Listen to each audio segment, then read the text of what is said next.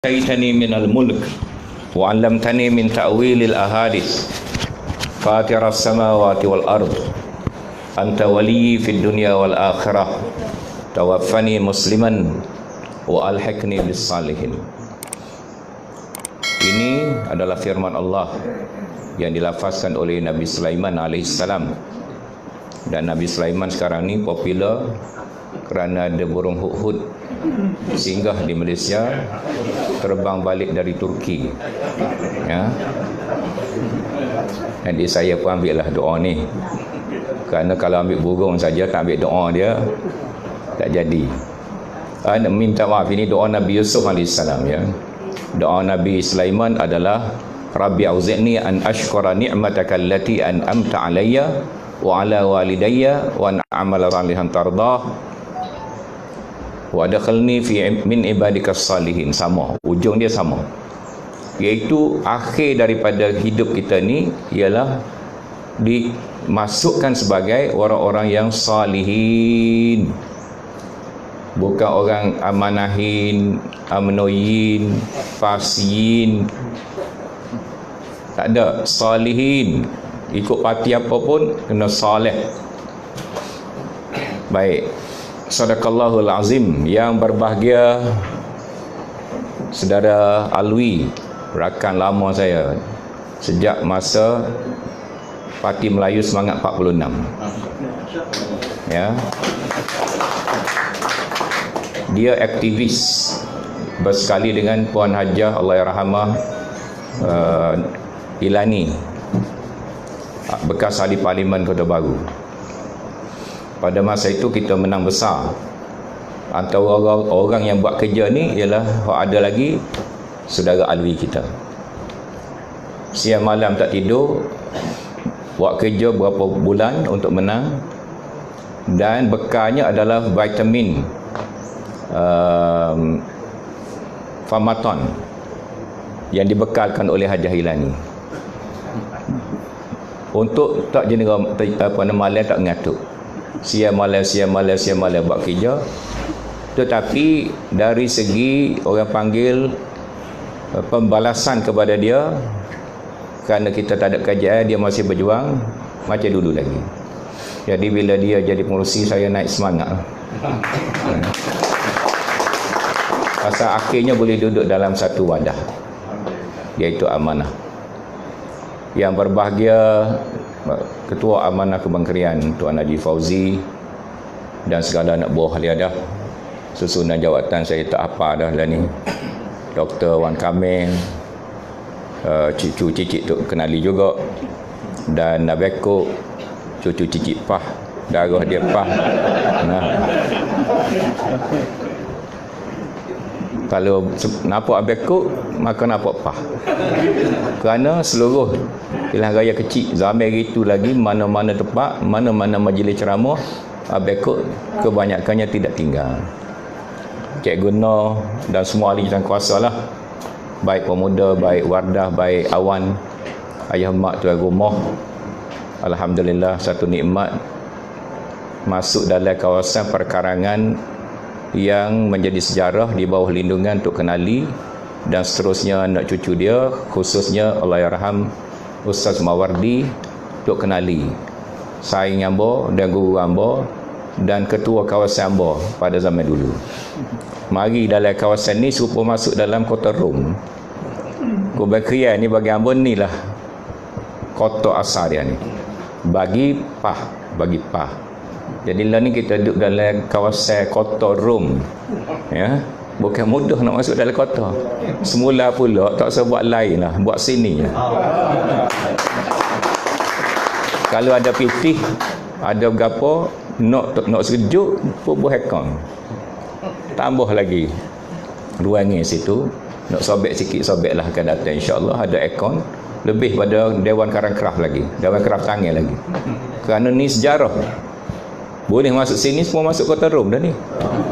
Ambo tak ditertanya-tanya, boleh ke tak masuk ke perkarangan Masjid Tok Kenali ni? Zaman dulu, yalah lah tempat kita tidur, tempat kita usrah, tempat kita sembahyang jemaah. Ustaz Mawardi Allahyarham, insya-Allah lepas ni kita hadiah Fatihah ke dia. Ustaz Mustafa Rushdi, Ini guru-guru kita. Ya. Dan masa tu kita buat usrah di Masjid Tok Kenali, buat tamrin pun kita tidur sini ya, tidak tidur hotel 4 bitel, 5 bitel, 3 bitel, 2 bitel, 1 bitel, setengah bitel.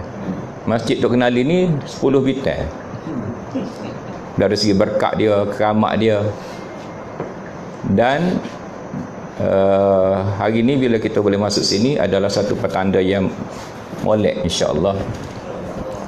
Lebih-lebih lagi amanah baru ni tidak hilang wang deposit di Kubang Krian ketiga-tiga dun. Syukur banyak. Nah, syukur banyak. Dan semua hadirin hadirat dan para penonton live, saya minta izin pada pagi ini bercakap dalam bahasa baku kerana ada penonton-penonton kita di seluruh negara. Kalau kira sedap kecek Kelantan, tapi tak apalah, takut kecek Kelantan orang tak apa-apa ngambak mana. Nombor satu sekali, terima kasih kerana tengah orang panggil riuh sikit, hamba dijemput berucap di Mesyuarat Agung Kubang Krian. Kawasan kedua asal hamba, kawasan pertama asal hamba adalah Kota Baru. Tetapi kemudian dulu Tok Kenali ni masih dalam Kota Baru. Dan hamba telah dipilih di Masjid Tok Kenali ni lah sebagai Ketua Pemuda PAS Kota Baru pada waktu itu, ya, tanpa bertanding. Dan seterusnya telah menjadi sejarah. Bila mari semula dijemput pada hari ini, hamba rasa satu penghormatan. Jadi terima kasih banyak, alhamdulillah. Dan dengan cara ni juga hamba ada peluanglah memberi penjelasan siri yang kedua. Pelik juga orang kata letak jawatan, lepas tu kecek kau acak. Nah, letak jawatan nak berundur secara orang panggil nak berehatlah sikit pasal umur pencen. Kajian Malaysia pun dia buat peraturan umur 60 pencen. Nah, jadi hamba lah ni umur 61. Jadi bolehlah orang panggil pencen awal, tak pencen penuh lagi, ya, pencen separa pencen. Pasal apa? Hamba pernah dengar satu cerita. Masa dia muda, dia membela kerbau di Bendang. Banyak ekor kerbau dia. Kemudian 10-15 tahun kemudian dia jual kerbau dia. Dia beli lembu, dia bela lembu. 10-15 tahun kemudian dia jual lembu dia. Dia beli kambing, dia bela kambing. 10 tahun lepas pada tu dia jual kambing, beli ayam. Bela ayam. Lepas tu dia jual ayam, beli puyuh. Bela puyuh. Jadi cucu dia tanya, "Bapa atuk daripada asal atuk bela kerbau banyak, lah ni hanya bela kat puyuh?" Dia kata, "Itulah. Secara lumrahnya tenaga manusia semakin berkurangan, pandai-pandailah kita adjust." Ya, saya tidak nak sindir siapa-siapa lah. Ya. Saya tidak nak sindir siapa-siapa. Saya nak berbuah atas diri saya. Jadi Islam sendiri mengizinkan mengikut la yukallifullahu nafsan illa wus'aha. Ada ayat Quran dia, ada konsep dia, ada prinsip dia. Kita sendirilah yang mengukur diri kita. Kalau ikut nafsu, satu dunia ni kita nak kawal.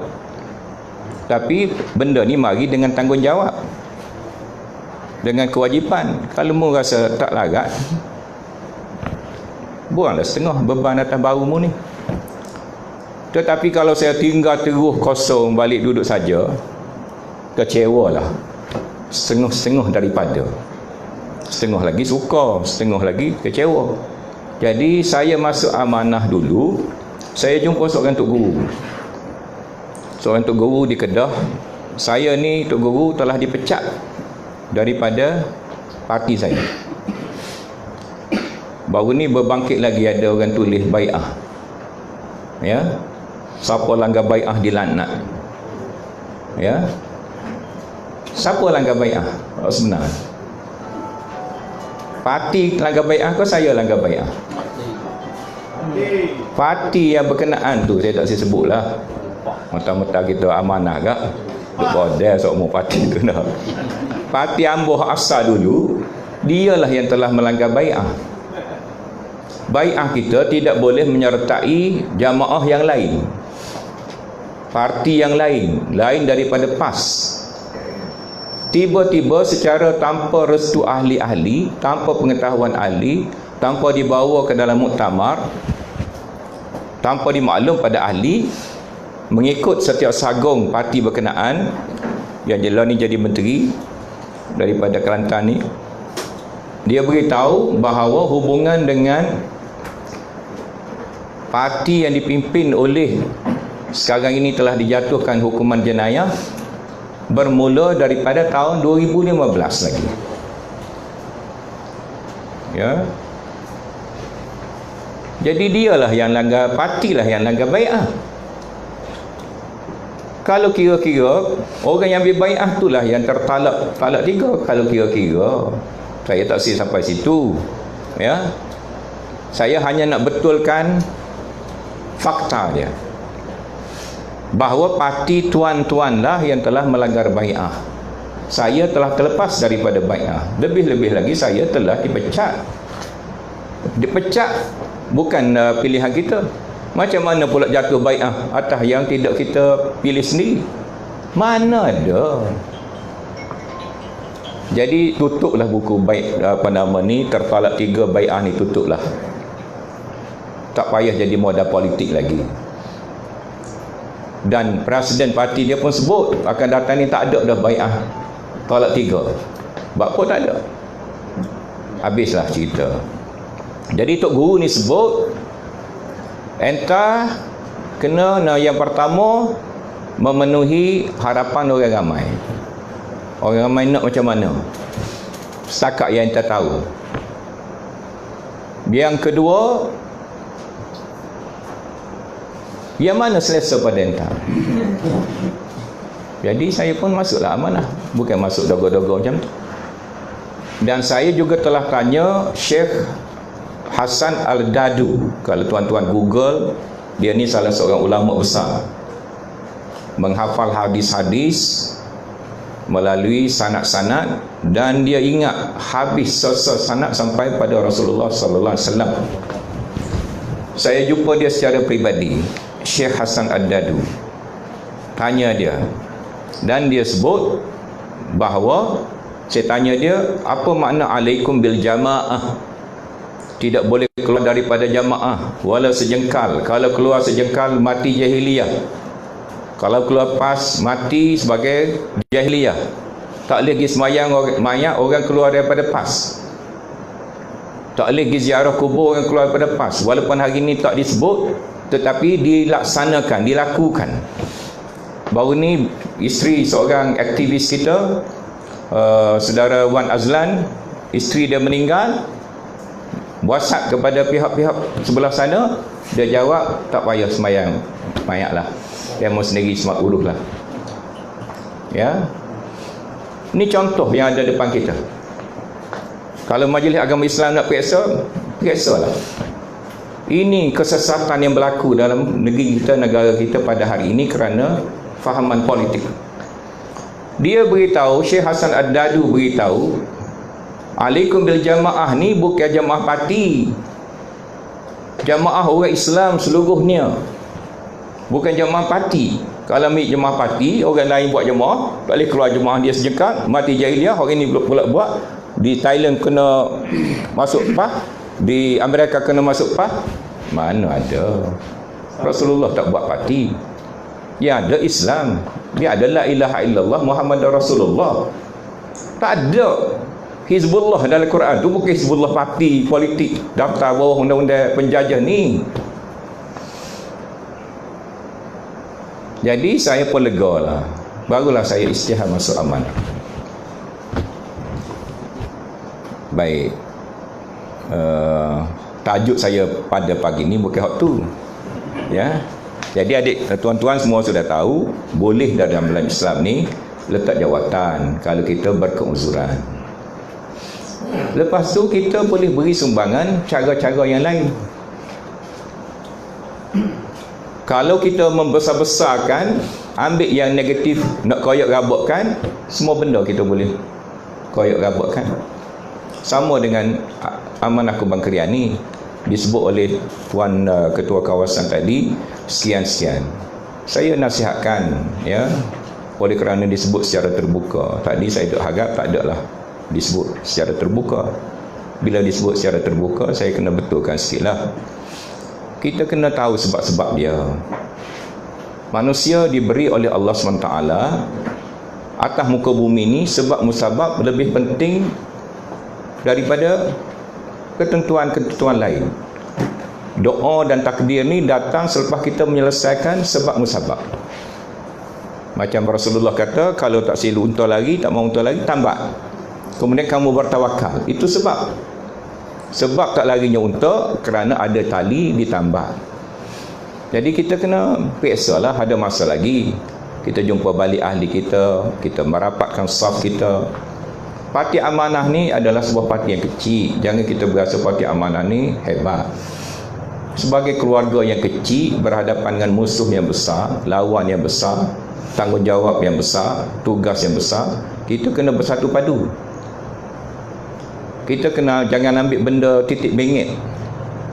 Kita jangan menepikan mana-mana pihak dalam jemaah kita, parti kita. Kita kena hormati setiap orang dalam perjuangan kita. Baru kita boleh jadi kuat, insya-Allah. Dan ada masa lagi kita boleh kuatkan balik, dengan syarat pihak-pihak yang tidak terpilih, misal kita ambil balik, ziarah balik, jumpa balik. Dan saya yakin rakyat di seluruh Malaysia dan Kelantan khususnya sangat berharap Pakatan Harapan termasuk amanah ni kuat. Ya, dalil dia salah satu dalil kecil, bukan dalil besar. Bila saya wawancara di wawancara Sinar Harian, ramai orang tonton. Saya pun terkejut. Saya tiada rancangan nak buat wawancara. Tetapi kerana ada satu portal berita internet yang buat laporan tidak betul. Kononnya saya bergaduh dengan Abang Mat Sabu. Kononnya saya tuduh Abang Mat Sabu ni diktator dan lain-lain. Maka saya kena ada satu ruang masa depan amanah bergantung kepada polisi yang akan diambil oleh amanah dalam hubungan dengan Pakatan Harapan dan parti-parti yang lain pada hari ini. Ya, saya ulangi, pada pendapat saya, kalau salah perhitungan, amanah mungkin akan kehilangan kerusi-kerusi yang telah dimenangi dan seterusnya kita gagal bentuk kerajaan. Ya. Jadi perkara ini kena dibincang secara halus, secara cermat. Tidak boleh secara sentimen, secara emosi. Kena ada sedikit kajian empirikal dia. Ya. Kajian empirikal tu kena ada. Saya buatlah sikit-sikit kajian saya. Tapi saya tidak nak paksa orang terima kajian saya. Kajian saya ni macam orang zaman dulu, dia belajar falak, dia kira waktu semayang, waktu puasa, tarikh hari raya, sekurang-kurang untuk diri dia. Jadi saya kebetulan belajar sikit-sikit statistik dekat universiti zaman dulu. Ya. Bila saya mencadangkan 3 penjuru, itu saya buat sedikit kajian. Kalau 3 penjuru masuk perangkap ni, kita boleh mengentah ke tidak. Jadi sudah buat kajian, saya pun campur. Saya campur yang pertama dalam konvensyen pilihan raya amanah, awan amanah di Pelabuhan Kelang. Saya tak ingat tahun dia lah. Yang pertama, pada masa itu ada ahli panel daripada PKR dan DEP. Kedua-dua ahli panel giling kepala, tak boleh. Ya, tak boleh menang. Tetapi akhirnya kita berjaya jadi kerajaan kerana 23 kursi. UMNO kalah, Datuk Seri Najib kalah kerana PAH pergi bertanding lebih. Sebab itulah PAH sampai hari ini dia mengetak bulu. Mengetak bulu ni bahasa Kelantan, iaitu apa dia nak ayat mengetak bulu ni? Perik tapi bahasa Kelantan ni sedap lagi. Bulu roma kita ni sampai berdiri tegak, tak nak dah. Ya. Perik dan sang. Ngeri, ya. Tak nak dah 3 penjuru. Nak 2 penjuru, nak 2 penjuru. Tapi pilihan raya akan datang tak tahu lagi, mungkin 4 penjuru, 5 penjuru. Ya. Pas dengan UMNO pun tak boleh kata 100% mesti 2 penjuru ya. Tak. Belum tentu lagi. Dalil dia di Sabah. Sabah permulaan. Sabah adalah cermin bagi pilihan raya Semenanjung dari segi kerjasama parti-parti dalam muafakat nasional atau Pakatan Nasional.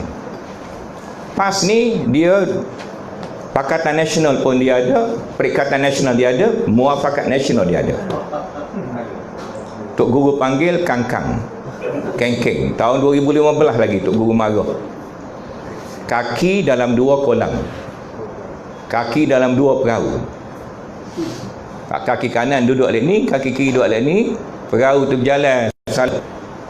Haluan terkoyak. Ya. Jadi perkara ini boleh dibincang secara empirikal. Kalau orang Cina seperti mana pilihan raya Slim River baru-baru ini tinggal PH kerana apa-apa sebab dan undi BN atau PN, maka ketiga-13 kerusi bersatu dulu akan dapat diambil semula oleh Barisan Nasional ataupun Perikatan Nasional. Kalau kerusi ini ditandingi oleh pihak-pihak yang hilang kepercayaan rakyat, yang pernah mengundi PH dulu,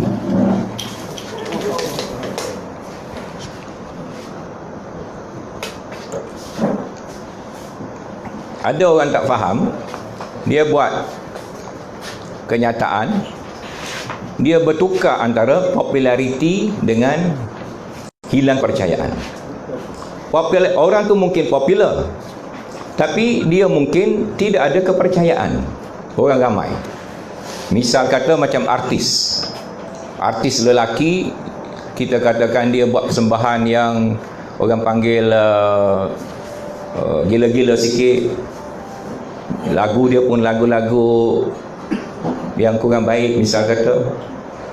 Lepas tu dia mari masuk masjid, kita nak lantik dia jadi imam, separuh daripada ahli masjid tu makmum tinggal masjid. Pasal apa? Populariti dia sebagai artis memang tinggi, tapi kepercayaan nak bagi dia jadi imam tak ada. Jadi kita tak boleh nak ukur populariti, tapi kita ukur kepercayaan. Orang hilang kepercayaan. Pasal apa orang hilang kepercayaan? Tu kita kena kajilah. Kalau saya syarah, dia jadi sensitif, kerana ada benda-benda yang boleh mengguris perasaan pihak-pihak yang kita pun sayang kat dia, kita hormat kat dia. Tapi dalam politik kita kena praktikal. Kita tak boleh duk sayang tu sampai kalah perjuangan kita. Kita kena praktikal. Perjuangan lebih penting daripada kita sayang pada satu-satu orang. Dalam pilihan raya yang lepas, rakyat memilih yang kita kata memulangkan balik mandat rakyat. Memulangkan balik mandat rakyat. Apa dia mandat rakyat? PRU yang 14 dulu. Mandat rakyat pada beberapa perkara, bukan hanya satu perkara. Bukan bila sebut saya perkara ni, saya ni pro orang berkenaan, anti orang berkenaan, bukan. Dari segi fakta. Mandat rakyat dalam pilihan raya yang lepas ialah kerana lepas tu Dr. Mahathir jadi Perdana Menteri, mengikut perjanjian pihak-pihak dalam Pakatan Harapan, termasuk Tun Dr. Mahathir, ialah Datuk Seri Anwar Ibrahim jadi Perdana Menteri. Betul ke tidak? Kalau padamkan, delete Datuk Seri Anwar Ibrahim jadi Perdana Menteri, lepas tu Mahathir delete, adakah kita akan dapat mandat rakyat seperti baru ni? Tak mesti. Pasal Datuk Seri Anwar Ibrahim telah sebati dengan 48% pengundi Semenanjung Malaysia ni berapa kali pilihan raya dah. Cuma tak cukup berapa peratus, betul. Tapi hak tak cukup tu sikit pada hak ada. Jangan bertukar di antara hak sikit dengan hak banyak. Dia ambil hak sikit tinggal hak banyak, itu Ayah mak tak tahulah nak kata lah ke mana. Dah ada kau kaedah. Ambil sikit tinggal banyak. Jatuh ke cerdik ke jatuh ke kurang cerdik. Hak banyak ni asas kita. Kita tinggal pas tu kerana nak jaga hak banyak ni. Siapa buat parti suku kerana nak jaga hak banyak. Kalau awal-awal lagi nak ambil hak sikit, baik duduk dalam pas. Baik. Mandat rakyat adalah Perdana Menteri selepas tu Dr. Mahathir adalah Datuk Seri Anwar Ibrahim. Kedua mandat rakyat ialah manifesto kita. Suka tak suka, kitab tak kitab suci, manifesto kita telah janji. Sebagai seorang pemimpin, kita tidak boleh kata masa buat dulu saya tak sedar diri. Lepas menang baru saya tahu. Tak boleh macam tu. Sedaya upaya kita kena usahakan. Bila kita kata manifesto kita ni bukan kitab suci, kita tak terikat dengan manifesto, itu antara permulaan hilangnya kepercayaan rakyat kepada kerajaan PH. Bila mari pilihan raya kecil, kerajaan pengundi aja. Mari pilihan raya kecil, pengundi aja. Mari pilihan raya kecil, pengundi aja. Tak sedar lagi ke? Datuk Seri Anwar Ibrahim dari segi analisis dia agak terselamat. Saya sikit-sikit terselamat. Macam mana? Datuk Seri Anwar Ibrahim kebetulan tak ada dalam kabinet. Jadi apa-apa yang dimungkiri janji oleh kabinet yang lepas tidak sangkut dengan Datuk Seri Anwar Ibrahim. Ini peluang kita untuk naik balik. Kalau kita ambil balik orang hak kata hak ni pun tak pakai, hak ni pun tak boleh nak buat, hak tu tak boleh nak buat, nak jual ke apa dia? Apa yang kita nak jual pilihan raya akan datang? Nak jual nak tangkap Najib nak masuk penjara dah. Nak jual apa pula? Fikir secara tenang, secara saksama. Jangan cepat. Bila orang sebut, waktu bidah selalu. Waktu beg lastik selalu. Waktu beg bedik kepada ni obat yang kecil main kan tu. Buah ni buah tegur manggu. Saya kecil-kecil dulu pegang ada senapan peluru dia tegur manggu. Tembok saing. Sakit juga tapi apa? Kita tua kan, boleh main bedi lagu tunya. Baca molek. Dengar dulu. Buka buku dulu, tengok angka-angka dulu. Saya ulangi berdasarkan pilihan raya Slim yang terakhir, kalau orang Cina balik 25% kepada BN bukan saja 13 kursi, kalau kita bagi pada pihak yang hilang kepercayaan rakyat, kita akan gagal membentuk semula kerajaan. Nak jadi kaya semula ke tak sih? Kan tak sih, buat cara tak sih. Dan saya mencadangkan kita fokus kepada ambil semula kerajaan dan memulihkan mandat rakyat ni melalui persiapan pilihan raya lebih daripada benda lain. Kalau kita nak buat lah ni, timbul masalah. Orang ni tak boleh jadi Perdana Menteri, orang ni tak setuju orang tu jadi Perdana Menteri, orang ni kata orang ni tak boleh jadi Perdana Menteri, orang ni begini. Payah. Peluang kita nak pulihkan mandat yang paling mudah dan besar adalah pengukuhan parti-parti dan kepercayaan rakyat sehingga kita boleh menang pilihan raya. Boleh setuju? Tak setuju kat tangan. Tak ada, saya tak marah. Saya boleh tegas sikit lagi. Saya suka berfikir secara praktikal. Sayang kira saya semua. Saya lebih sayang pada Tun lagi kalau kira. Ramai orang lain tu kena Tun rapat dengan Tun, lepas saya rapat dengan dia. Kemudian ada pula dalam kenyataan pihak berkenaan, dia bangkitkan masalah, jangan banyakkan musuh, kena banyakkan kawan. Ya, kita kupas tajuk ni. Bila kita berkawan dengan orang yang telah dimarahi, hilang kepercayaan kepada rakyat, maka kita bermusuh dengan rakyat sendiri pula. Faham tak? Rakyat marah pada dia pasal sebab-sebab dia panjanglah. Kalau duduk seorang sama seorang, saya boleh beritahu secara lebih teliti apa sebab-sebab orang marah, orang hilang kepercayaan, apa sebab. Kita pergi duduk bawa lagi orang ni, kita berbaik dengan dia betul, tapi kita bermusuh dengan pengundi kita, dengan rakyat kita, bahkan dengan ahli kita. Saya dipahamkan betul tak betul berita semalam, Ketua Amanah Kawasan Kelang di Selangor letak jawatan sekali dengan AJK dia. Tolong fikir, jangan terlambat, tolong fikir. Sebab itu saya cadangkan dalam kita belum ada keputusan dalam pendirian kita ni. Saya cadangkan pimpinan-pimpinan merasai pandangan orang bawah. Jangan pandang AJK saja. Pandangan orang bawah apa dia? Buat keputusan berdasarkan suara ramai. Kalau suara ramai kata macam tu, saya pun akan ikut. Tetapi saya sekurang-kurang dah beri lampu isyarat, amaran. Apa akan jadi, apa akan jadi. Jadi kalau terjadi sungguh macam mana? Lepaslah saya. Ya. Sama dengan jatuhnya kerajaan ni. Minta maaf lah, saya bukan nak tunjuk pandai. Alhamdulillah, adik tuan-tuan semua, salah satu perkara yang kita kena doa dengan Allah SWT adalah Allahumma alhamni rusydi. Ya Allah, memberikan ilham pada aku, petunjuk. Alhamni rusydi ya Rabb.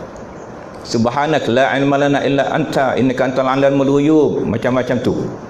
Kerana kita tak tahu yang gaib-gaib. Saya telah memberikan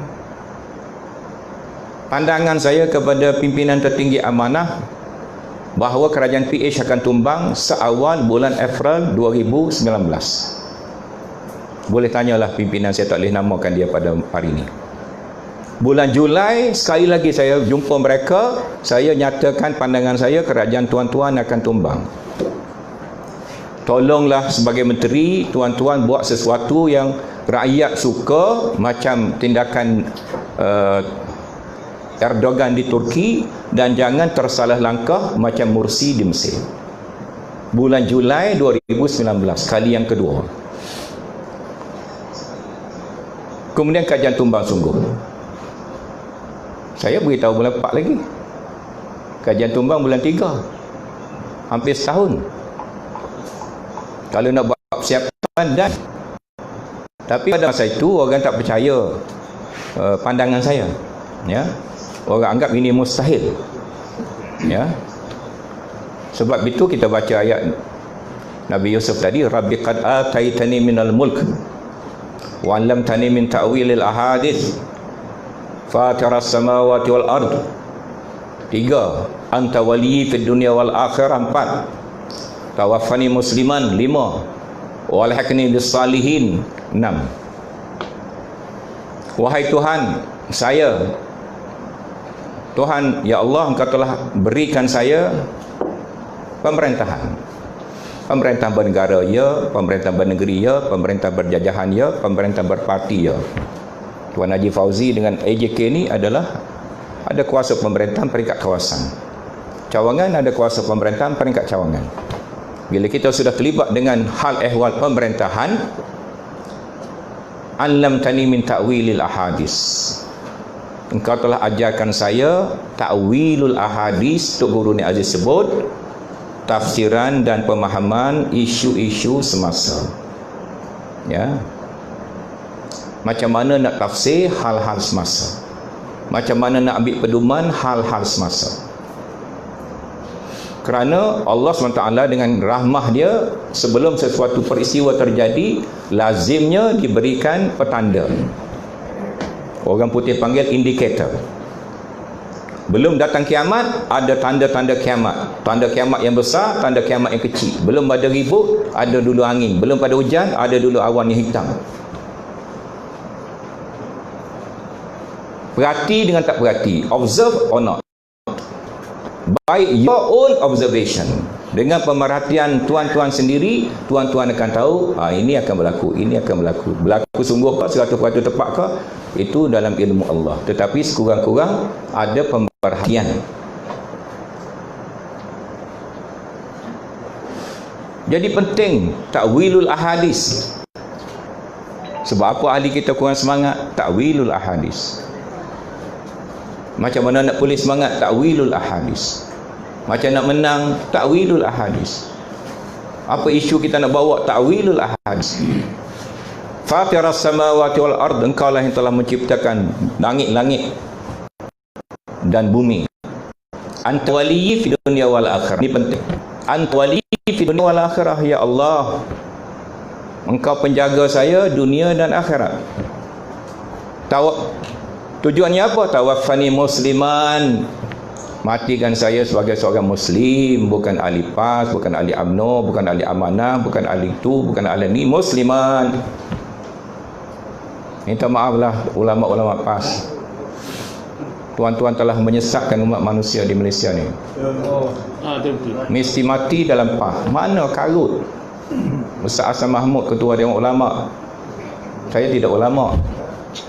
Dr. Jahari sebagai ulama. Saya tidak ulama. Mana dalam Quran tawaffani lain pada musliman? Mana ada? Musliman ni tidak mesti ahli parti. Di negara-negara, kalau tuan-tuan pergi satu restoran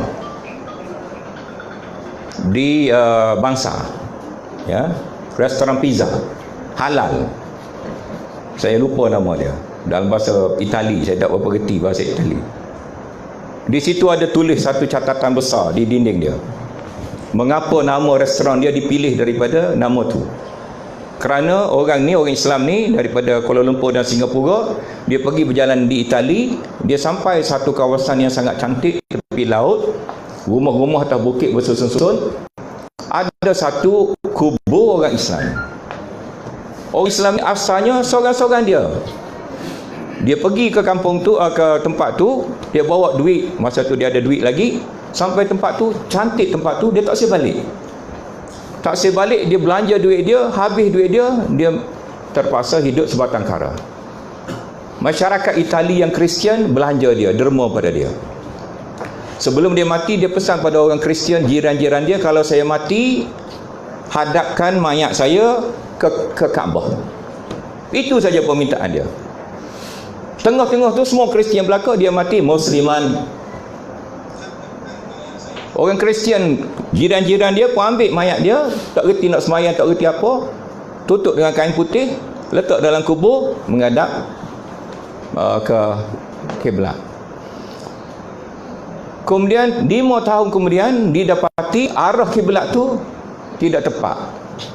Orang Kristian ni, jiran-jiran dia ni gali semula kubur dia, betulkan mayat dia. Kemudian lepas pada tu semua orang kemudian mari tahu cerita dia ni, orang lain pula mari tolong semayangkan mayat dia. Walaupun dah lama dah, sebagai menghormati mayat dia. Dia mati seorang diri. Musliman. Tak ada PAH, tak ada UMNO. Wa alhiqni bis salihin, dan masukkan saya ni ke sebagai orang-orang yang saleh. Saleh. Saya berterupa tak saleh. Ahli parti soleh. Pimpinan parti soleh. Pengundi soleh. DO soleh. MB soleh. TMB soleh. Esko soleh.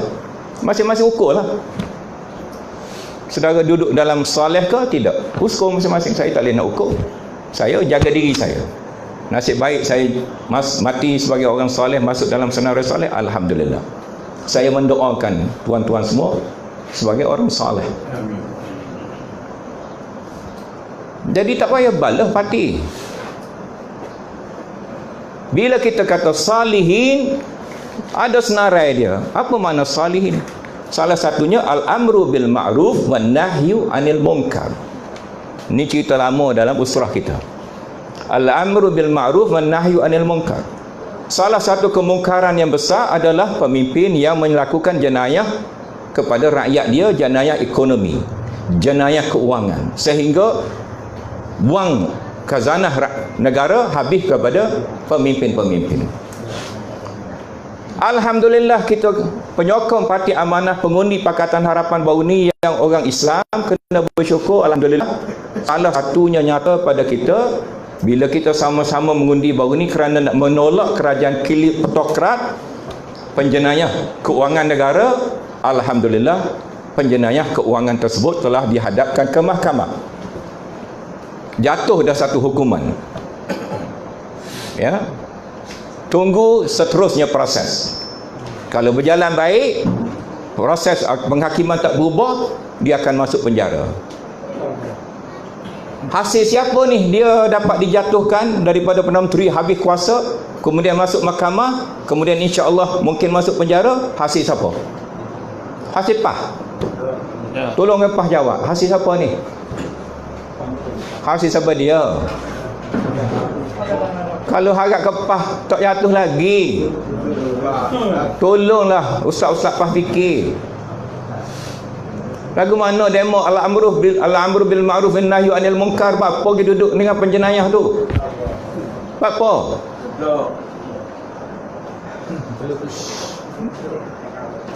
Tidak, kita dengan parti saja. Parti ketua dia siapa masa tu? Dia Perdana Menteri lagi, Presiden lagi. Awak buat hubungan 2015 lagi. Awak sendiri mengaku syahidan apa nama dalam surah Yusuf. Orang dia sendiri mengaku buat kesaksian. Inilah lebihnya Nabi Yusuf. Tuan lama adik dia pergi ngaku, abang pergi ngaku. Adik lah, nama dia Nabi Yusuf. Tapi buat lolok-lolok Nabi Yusuf. Daripada jadi abang Nabi Yusuf, jadi lolok-lolok Nabi Yusuf. Kalau jadi abang Nabi Yusuf, do lama mengaku, saya lah kau buat dengan UMNO tu. Pak mula mempecat saya apa? Jahat awak lah. Alhamdulillah, dengan adanya Amanah Pakatan Harapan, Tun Mahathir pun kita kena kenal jasa dia, maka kita boleh tumbangkan kerajaan kleptokrat, boleh hadapkan mereka ke mahkamah. Sekarang Sabah, saya nak kait di Sabah. Sabah sekarang ni, kalau kita sebagai salihin nak duduk alik mana? Pemimpin UMNO Barisan Nasional ada kes mahkamah lah ni. Belum putus lagi, tapi bayang-bayang ada dah, kes sudah ada di mahkamah. Jenayah keuangan yang dibuat oleh seorang tokoh UMNO Sabah sehingga dia dihadapkan ke mahkamah.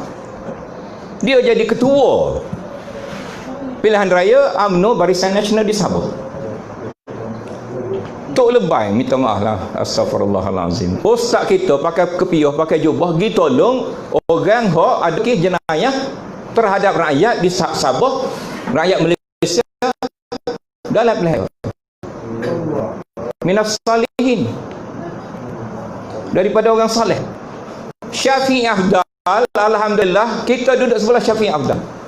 Bukan kerana dia parti kita, jangan macam tu, tapi kerana dia menentang puak-puak yang ambil alih kuasa daripada penjenayah ekonomi dan keuangan yang ada di Sabah.